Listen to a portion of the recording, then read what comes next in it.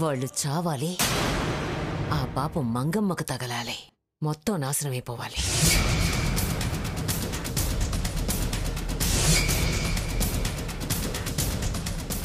ఆగండి, ఆగండి, తినొద్దు.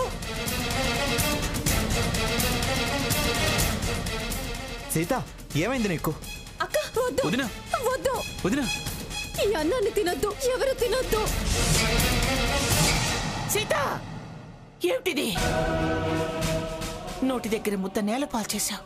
నీకేమన్నా మతి భ్రమించిందా? అమ్మమ్మ గారు, ఈ భోజనంలో విషం కలిసింది.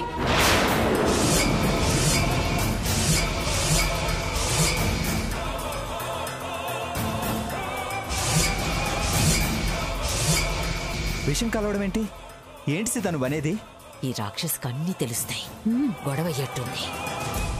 మనం ఇక్కడ ఉండడం అంత మంచిది కాదు. పద వెళ్ళిపోదాం. ఎవరు భోజనాల్లో విషం కలిపింది? ఎవరు? అది అది బయట ఎవరో మాట్లాడుకుంటుంటే విన్నాను. రే రే ఆగు, రే ఆగరా, రా రారా.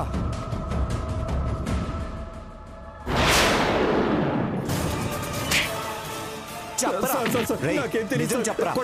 ఏం తెలియకపోతే ఎవరు విషయం కలిపింది చెప్పు.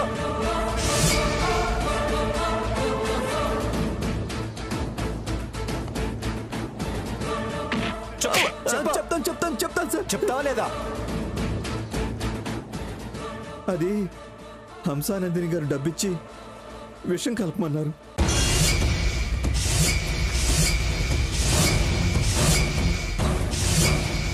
క్షమించండి అమ్మా, క్షమించండి అయ్యా, క్షమించండి అయ్యా.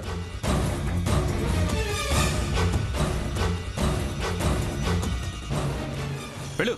రేయ్ పోరా. అయ్యా బ్రాహ్మణులారా, మమ్మల్ని క్షమించండి. మా శత్రువులు మిమ్మల్ని భోజనం చేయకుండా చేశారు. దుర్మార్గులు చేసిన దానికి మీరేం చేస్తారమ్మా? అభిషేకం పూర్తి చేశారుగా, అది చాలు. నన్ను క్షమించండి. మీ నోటి దగ్గర అన్నాన్ని తోసేసి నేను చాలా పాపాన్ని మూట కట్టుకున్నాను. నన్ను క్షమించండి. ఈ పాప పరిహారానికి మీరు ఏ శిక్ష విధించినా నేను అనుభవిస్తాను. సద్బ్రాహ్మణుల నోటి దగ్గరే ఆహారం నేలపాలైంది కనుక అన్నపూర్ణమ్మ తల్లికి ఆగ్రహం కలుగుతుంది. అందుకు పరిహారంగా మీ కుటుంబ సభ్యులందరూ ఈ పరమశివుని పర్వదినాన ఉపవాస దీక్ష ఆచరించి ఈ ఆలయంలోనే జాగారం చేయండి. ఆ అన్నపూర్ణ శాంతిస్తుంది, మీ అందరినీ అనుగ్రహిస్తుంది. అలాగే స్వామి, మీరు చెప్పినట్టే చేస్తాం. హర హర మహాదేవ, శంభో శంకర.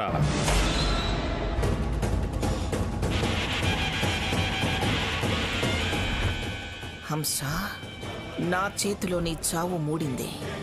అందుకే ఇలాంటి మొదటి స్టెప్ పనిచేశావు.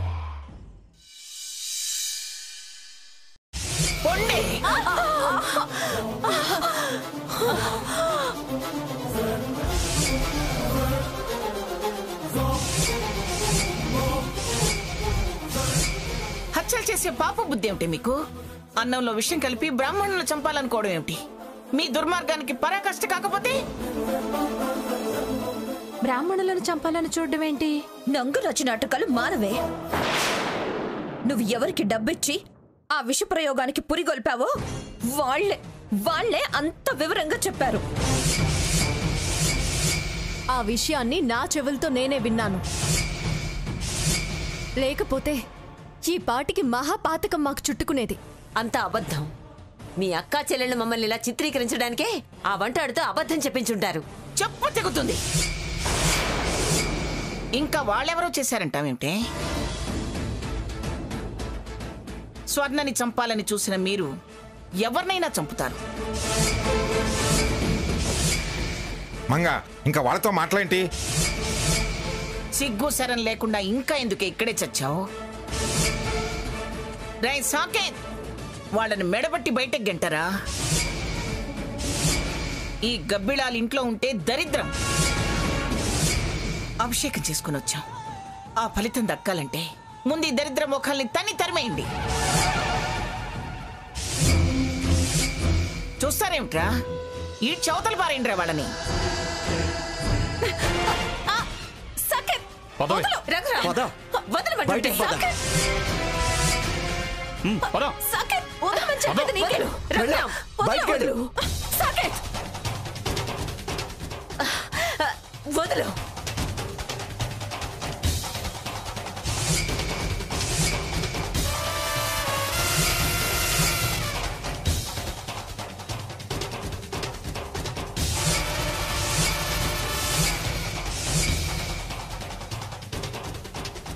నన్ను బయటకు గెంటే అధికారం, హక్కు ఎవ్వరికీ లేదు.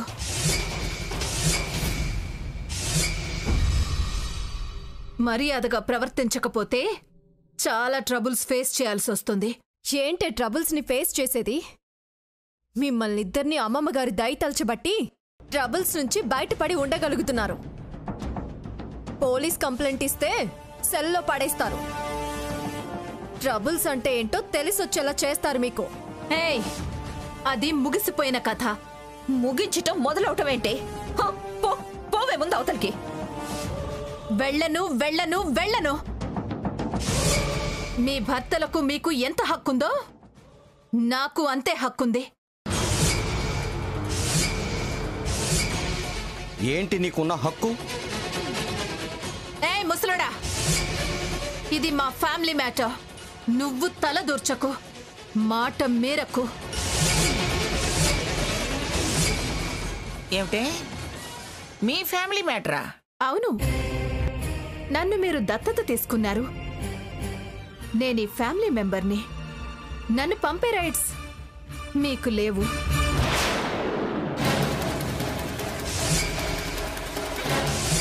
నీ కన్నవాళ్ళు వదిలేస్తే నువ్వు దిక్కులేని దాని అయ్యావని దత్తత తీసుకున్నాను నేను. అది నీకు హక్కయిందా? ఎలా తీసుకున్నానో అలాగే ఆ దత్తతని రద్దు చేసే హక్కు నాకుంది. నీలాంటి తప్పుడు దానికి ఏ హక్కులు లేవు, ఏ అధికారాలు లేవు. దుర్మార్గపు గుణం ఉంటే ఎంత అయిన వాళ్ళైనా నాకు పరాయి వాళ్లతో సమానం. మనుషుల ప్రాణాలు తీసే దుర్మార్గం ఉంటే వాడు కన్నబిడ్డైనా కట్టుకున్న మొగుడైనా ఈ మంగమ్మ క్షమించదుగాక క్షమించదు. నీకున్న హక్కుల్ని అధికారాల్ని కోర్టులో తెలుసుకో. నీ దత్తతని రద్దు చేస్తున్నాను. ముందు వీళ్ళిద్దరిని నిర్దాక్షిణ్యంగా బయటకు గంటండ్రా.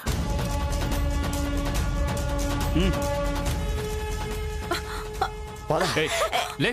బయటికి పద. వదలు. పదవే. సాకేత్, వదలు.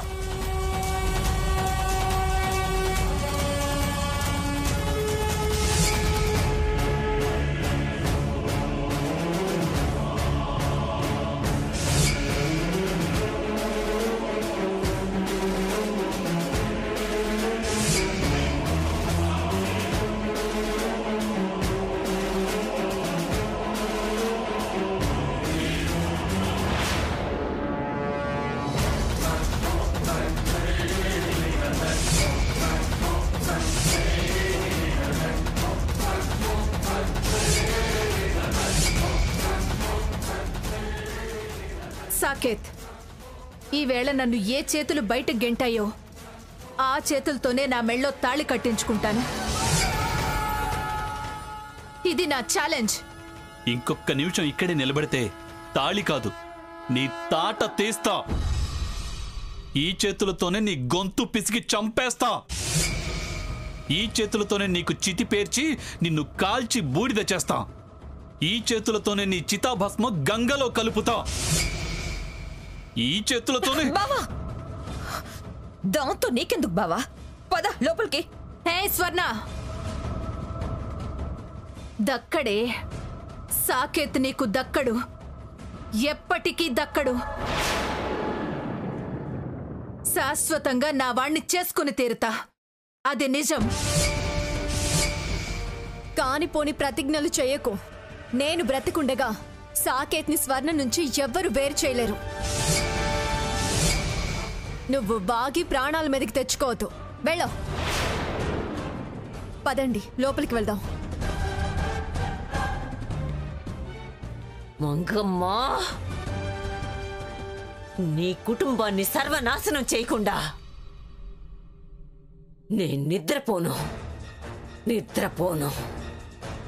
పద హంస.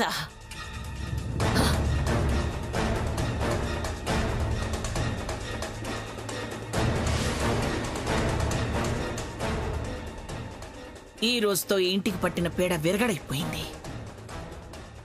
ఇక నుంచి మనకంతా మంచి జరుగుతుంది.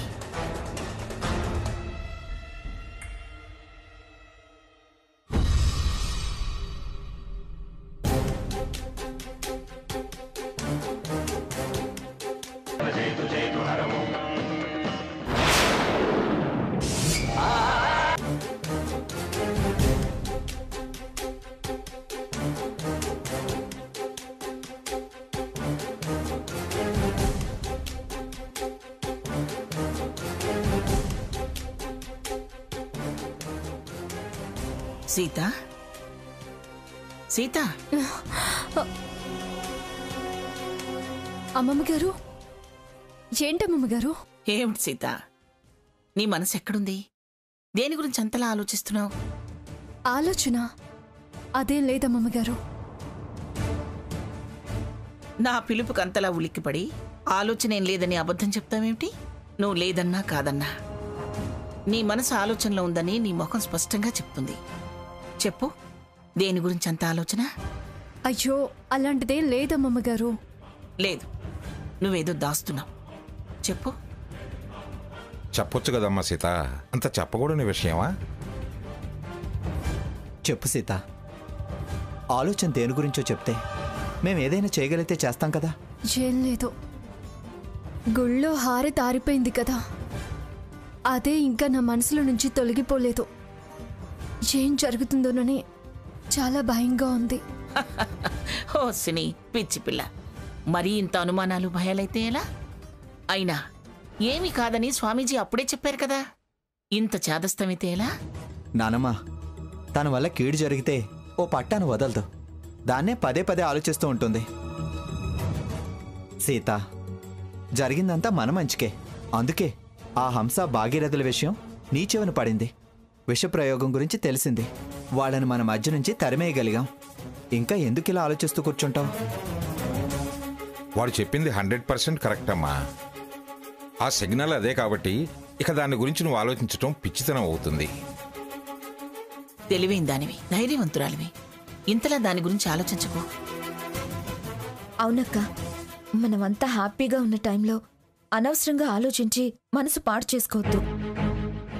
దుర్మార్గాన్ని దూరంగా గెంటేశాం, పాపాత్ముల్ని పంపించేశాం. ఇకంతా హ్యాపీనే.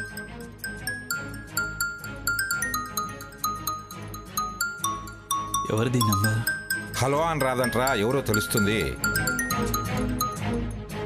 హలో. హాయ్ డియర్, నేనే. నంబర్ మారిందంతే. అది కూడా నీ కన్వీనియంట్ కోసమే మార్చా. నేనస్సలు మారలేదు, మారను. ఎప్పటికైనా హంస సాకేత్ కావాల్సిందే, సాకేత్కి దక్కాల్సిందే. ఎవర్రా? ఏదో రాంగ్ నంబర్ లెగ్రాని. సరే సరే, వెళ్ళి పడుకోండి.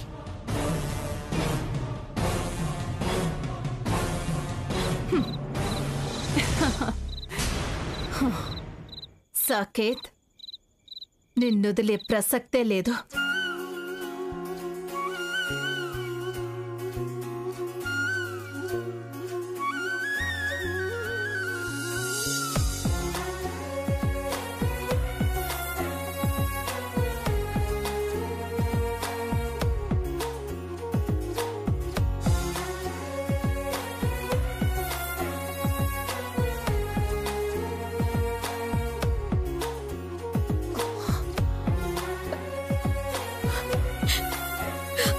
సారీ బావా. ఏంటిది? ఎందుకు ఇప్పుడు సారీలు? మొన్నే చెప్దాం అనుకున్నాను, కానీ ఇంతలో బావ ప్రమాదంలో పడ్డా. అందరూ టెన్షన్లో ఉండటం వల్ల కుదరలేదు. మీ అందరినీ చాలాసార్లు చాలా రకాలుగా బాధ పెట్టాను. అందుకే సారీ అంటున్నాను బావా. ఇంక జన్మలో అలాంటి పనులు పొరపాట్లు చేయను బావా. అన్నయ్యకి బ్లడ్ డొనేట్ చేసి నువ్వు చేసిన తప్పులన్నింటినీ మాఫీ చేయించుకున్నావు. మంచి అభిప్రాయం అందరికీ నీ మీద కలిగేలా చేసుకున్నావు. ఇలాగే కంటిన్యూ అవ్వు. మన మధ్య కాదు, ఇంకెవ్వరితోనూ నీకు ఏ వివాదం రాదు. మనం అందరం సుఖంగా సంతోషంగా బతకొచ్చు. మృత్యు కూడా మనల్ని వేరు చేయలేకపోయిందంటే మనమంటే ఒకరి మీద ఒకరికి మనకే తెలియనంత ప్రేమ ఉంది బావా. నేను తప్పు చేశానని నువ్వు రియాక్ట్ అయ్యావే, కానీ నీకు నా మీద ఎంత ప్రేమ ఉందో నేను చనిపోయానని తెలిసాక నువ్వు పడ్డ బాధే చెప్పింది బావా. సరే, ఇక జరిగిపోయినవి గుర్తు చేసుకోవద్దు. మౌనత్ భవిష్యత్తు కోసం ఆలోచిస్తూ ఆనందంగా గడిపేద్దాం. సరే బావా, నేను వెళ్ళి ఫ్రెష్ అప్ అయి వస్తాను.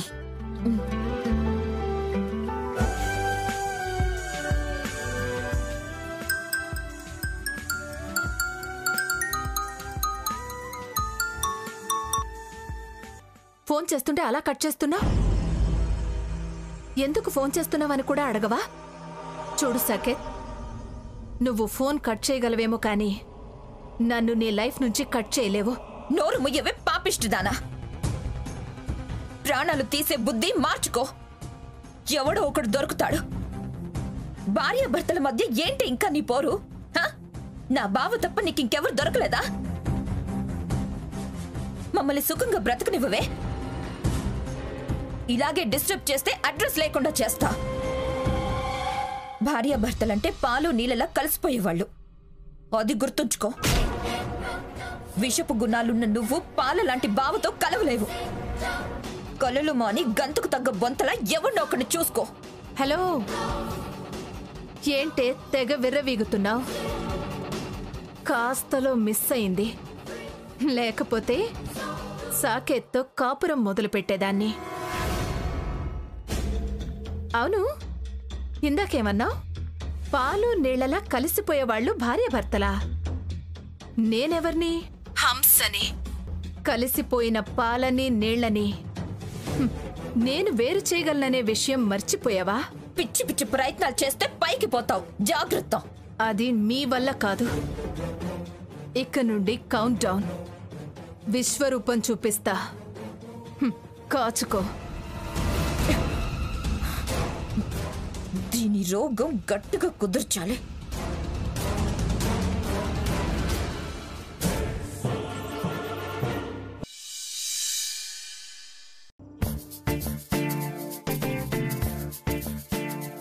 ఏమండి, ఈ నెలలో మనం అందరికీ బోనస్లు ఇవ్వాలండి. అలాగే. అమ్మా, నీకోసం నెల్లూరు జొన్నవాడ కామాక్షమ్మ దేవస్థానం నుంచి ఎవరో వచ్చారమ్మా. అలాగా, రమ్మని చెప్పు. అలాగే అమ్మా. వాళ్లే ఉంటారండి. అవును. నమస్కారం. నమస్కారం. నమస్కారం. రండి రండి, కూర్చోండి. బాగున్నారా? బాగున్నామండి. సీత, పెద్దవాళ్ళకి ఏం కావాలో చూడమ్మా. అలాగే అమ్మా, ఇప్పుడేం వద్దమ్మా. అమ్మా, ప్రతి సంవత్సరం మీరు దేవాలయానికి ఇచ్చే చందా వల్ల దేవాలయాన్ని బాగా అభివృద్ధి చేశాం. మీ పేరు మీద కళ్యాణ మండపం కూడా కట్టించాం. చాలా సంతోషం అండి. అమ్మా, ప్రతి సంవత్సరం మీ పెళ్లి రోజున అర్చన చేసి అమ్మవారి కుంకుమ పంపిస్తున్నాం. మీకు అందుతుందా అమ్మా? క్రమం తప్పకుండా. రోజు ఉదయాన్నే ఆ కుంకుమనే నేను అలంకరించుకుంటాను. రేపొచ్చే పెళ్లి రోజు మీకు 60వ పెళ్లి రోజు. ప్రత్యేక పూజలు ఏమైనా చేయించాలని అడగటానికి వచ్చాం. అడిగేదేముంది, ఘనంగా చేయించటమే. తమరేమన్నా కోరుకున్నారేమోనని. ప్రత్యేకంగా కోరికలేమీ లేవండి. ఏదైనా మా కుటుంబం యోగక్షేమం గురించేగా. సిద్ధాంతి గారిని అడిగి జరిపించండి. అలాగే అన్నదానాలు చేయించండి. అలాగే అమ్మా. ఏమండి, ఎంత రాయమంటావు మంగా? 1,00,000 రూపాయలు రాయండి. అలాగే. గ్రానీ, ఇది మీ 60వ పెళ్లి రోజు. షష్ఠి పూర్తి మహోత్సవం జరపాలి.